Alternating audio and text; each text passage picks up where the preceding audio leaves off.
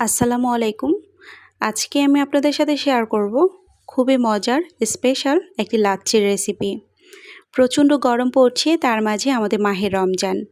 সেহেরি কিংবা ইফতারিতে এরকম এক গ্লাস লাচ্ছি হলে কলিজাটা ঠান্ডা হয়ে যাবে। আশা রাখছি আজকের এই রেসিপিটি আপনাদের কাছে ভালো লাগবে। ভালো লাগলে নতুন নতুন রেসিপি পেতে আমার চ্যানেলটি সাবস্ক্রাইব করে পাশে থাকবেন। চলুন তাহলে খুবই মজার স্পেশাল লাচ্ছির রেসিপিটি শুরু করছি। লাচ্ছি তৈরি করার জন্য এখানে আমি 2 কাপ মিষ্টি দই নিয়েছি।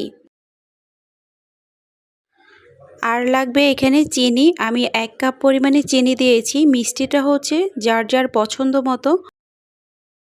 আজকে শুরুতেই বলেছিলাম আজকের লাচ্ছিটা একটু স্পেশাল হবে। আগে থেকেই আমি দুধ জাল দিয়ে ঘন করে নিয়েছি। 1 গ্লাস দুধ আমি লাচ্ছি তৈরির জন্য নিয়েছি। দইয়ের সাথে যদি দুধ দিয়েও লাচ্ছি করা হয় খেতে ভীষণ মজা। এখন আমি একটি ব্লেন্ডার জারে মিষ্টি দই নিয়ে নিয়েছি। আর চাইলে কিন্তু ডাল ঘুটনি দিয়েও লাচ্ছিটা তৈরি করা যায়, তবে একটু সময়টা বেশি লাগবে। এখন আমি দিয়ে দিচ্ছি চিনি। এখন আমি দিয়ে দিচ্ছি আগে থেকে জাল দিয়ে রাখা ঘন ঠান্ডা দুধ। এখানে দুধ আমি আগেই ফ্রিজে রেখে ঠান্ডা করে নিয়েছি, তাই এখানে আমি আলাদা করে কোনো বরফ কুচি দিচ্ছি না।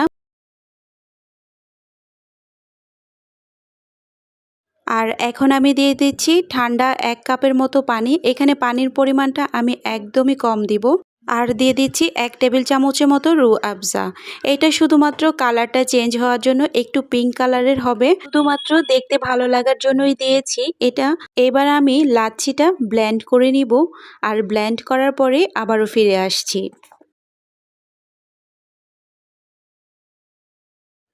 আর দেখতেই পাচ্ছেন এখানে আমার আজকের স্পেশাল লাচ্ছিটা একদম রেডি হয়ে গিয়েছে।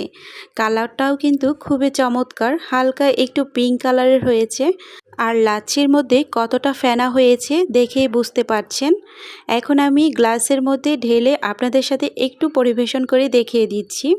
আজকে আমার 2 কাপ মিষ্টি দইয়ে 4 গ্লাস লাচ্ছি হয়েছে। এই স্পেশাল লাচ্ছিটা খেতে ভীষণ মজা। প্রচণ্ড গরমে সেহরি কিংবা ইফতারে সারাদিনের ক্লান্তি দূর হয়ে যাবে 1 গ্লাস এরকম লাচ্ছি। আর এরকম 1 গ্লাস লাচ্ছি হলে কলিজাটাও একদম ঠান্ডা হয়ে যাবে। আজকের এই ছোট্ট ভিডিওটি আপনাদের কাছে কেমন লেগেছে অবশ্যই কমেন্ট করে জানাবেন।